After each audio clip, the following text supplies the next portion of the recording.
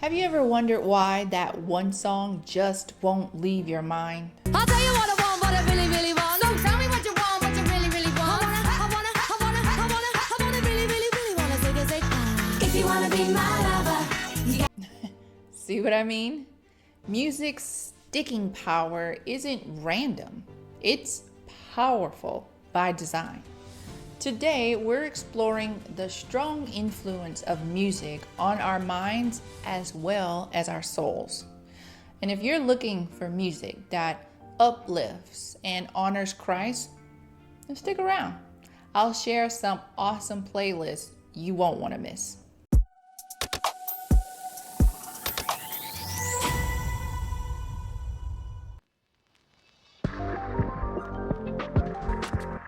Music isn't just catchy, it's a brain hack for memory. Let's start with something we all know. 200 years, generations of youngsters have sung the alphabet song like this. A, B, C, D, E, F, G. They are practically impossible to forget. It's almost like they're designed to stick with us forever. Now, imagine this. You're listening to someone speak a foreign language.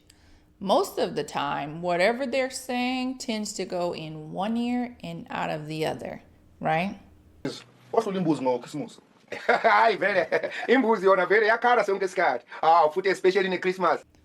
a song in that same language, even if we don't understand the lyrics, can stay with us for years.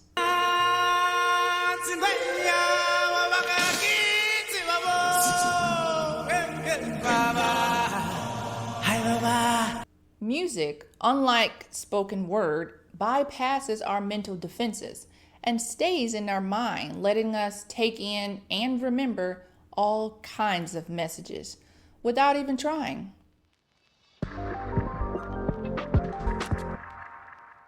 The power of music to influence and teach isn't new, it's actually ancient. Before books and print, people used music to pass down information from generation to generation. And one of the best examples of this is the Bible's book of Psalms. It's basically a collection of songs that were sung to share stories, to pray, and process life's ups and downs. Think about Psalms 23. The Lord is my shepherd, I shall not want. How many of us have heard this or sung it and still remember it today?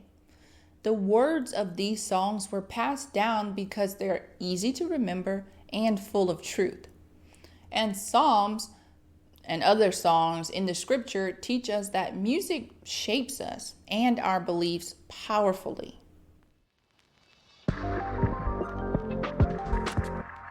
Music doesn't just help us remember, it influences how we feel. You know those days when you need a little motivation? A fast tempo song can lift your mood and get you moving. On the other hand, a heartfelt ballad could help you process your emotions. Even David played the harp for King Solomon to soothe him when he was tormented by an evil spirit. I think that's in 1 Samuel 16. But here's the catch. Music can also have a negative influence on us if we're not careful. As the saying goes, garbage in, garbage out. If we fill our minds with negative, worldly messages, even if the beat is catchy, that can impact our thinking over time.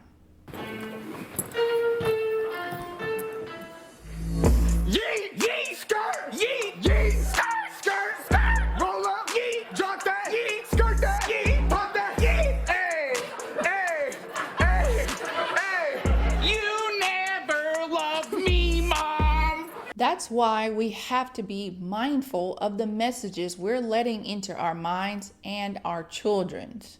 But I needed you, whoa.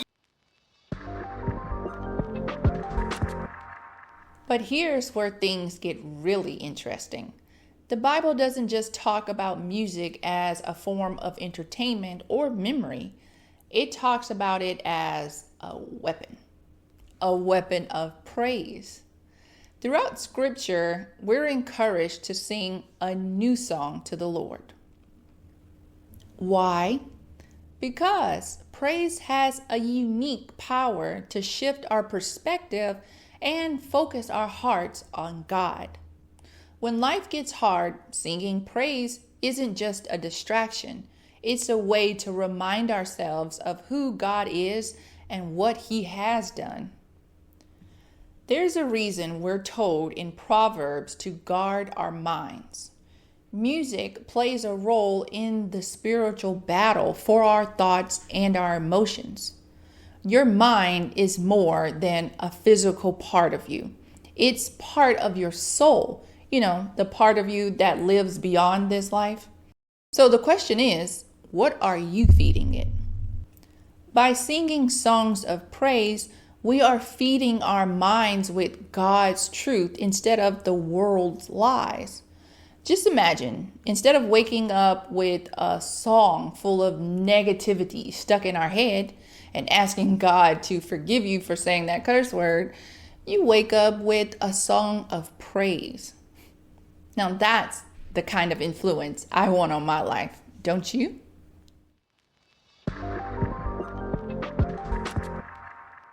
For me, growing up, I wasn't the biggest fan of gospel music, but that all changed in my late 20s.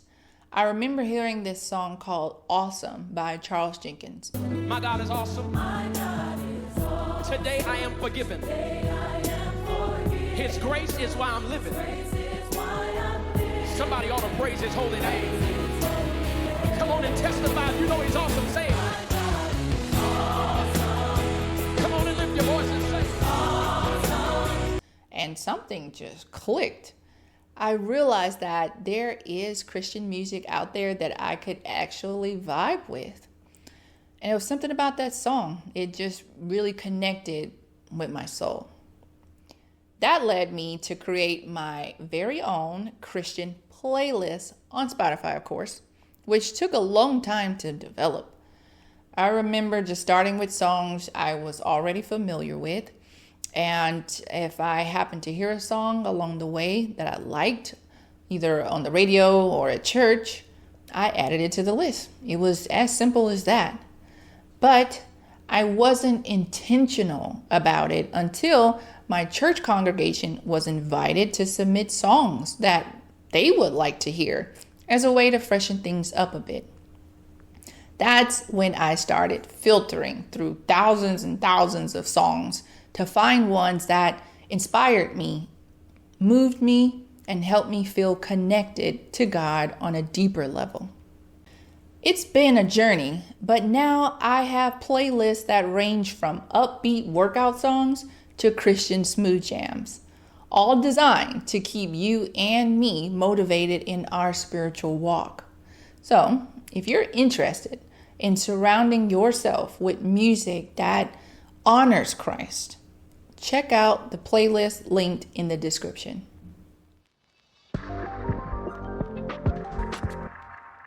Music has this incredible power to shape our minds and our souls. So let's make it count. Let's choose songs that lift us up and remind us of God's goodness and keep our focus on Him. But before we go, I just want to say a huge thank you to all the songwriters, artists, producers, and engineers who have dedicated their talents and time to creating music that celebrates faith. I know it isn't always easy, and it often goes unrecognized, but your work truly makes a difference. Like King David's songs of old, your music brings people closer to God. So, thank you. And you are seen and appreciated. Until next time, air hugs and prayers. If you have a love for praise and worship, check out my new merch. I know you will enjoy it.